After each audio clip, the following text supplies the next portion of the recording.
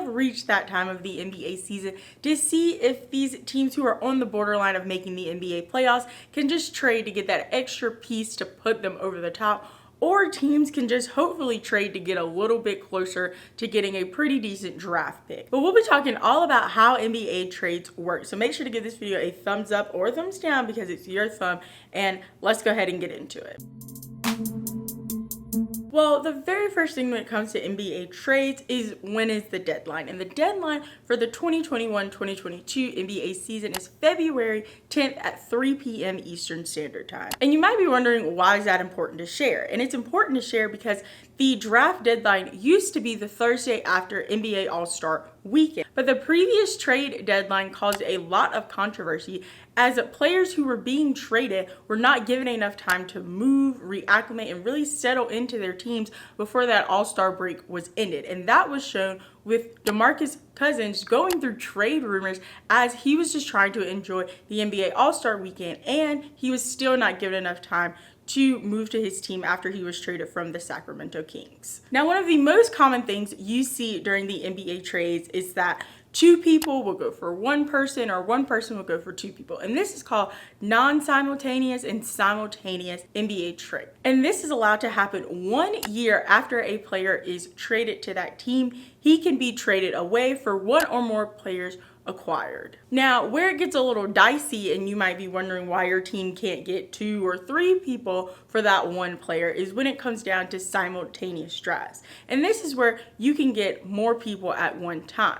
But this is only allowed to happen in a few different ways. And the 2 ways it's allowed to happen is a non-tax-paying team and a tax-paying team. And when it comes to non-tax-paying teams, this means that these teams are using NBA player exemptions to exceed the NBA salary cap. Now, if you would like a video explaining how the NBA salary caps work, make sure to leave me a comment down below. Now, when a non-tax-paying team is trading simultaneously, they must not acquire anyone in that trade that their salaries will exceed 175% of the traded person's salary plus $100,000, or that the people they acquire in the trade salaries cannot exceed plus $5 million of that salary. And lastly, they must follow the rule that says the people they are acquiring salary cannot exceed 125% of the people they are acquiring in the trade's salary plus $100,000 compared to the person they are trading away. And this is really important to the non-tax-paying teams as they do have player exemptions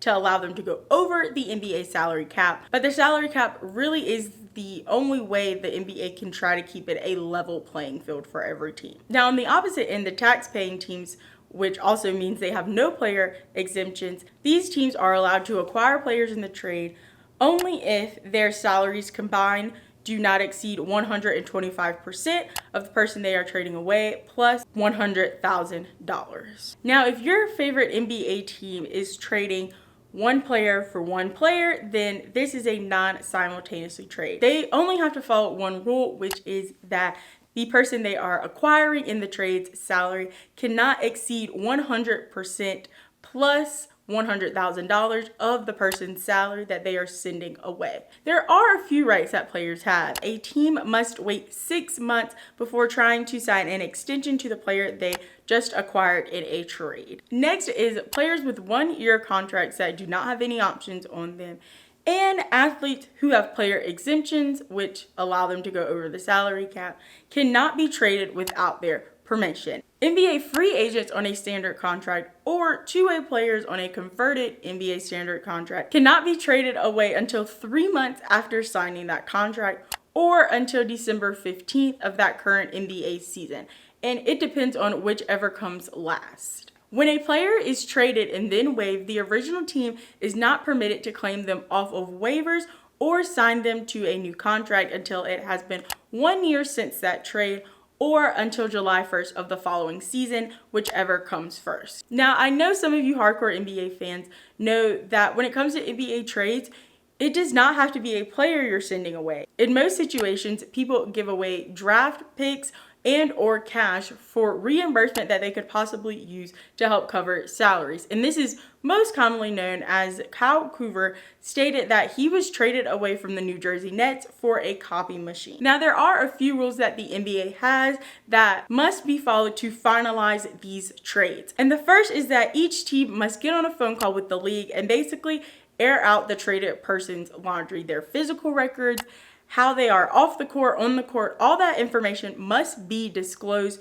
to the team acquiring that player before the trade is finalized. And NBA teams cannot trade or sell draft picks if it would leave them without a first round draft pick in consecutive NBA drafts. And if you would like to know more about the NBA draft, make sure to check out this video right here. I'll link it down in the description. Well, now that you know so much about how trades work in the NBA, make sure to check out this playlist right here where I explain how the NBA works simplified, as well as all the videos I link down in the description.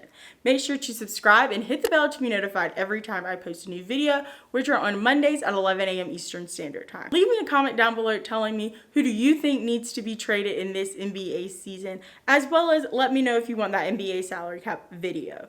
Make sure to give this video a thumbs up or thumbs down because it's still your thumb. And remember, don't be afraid to join the convo. Stir the soup. That zoom zoom. That zoom zoom.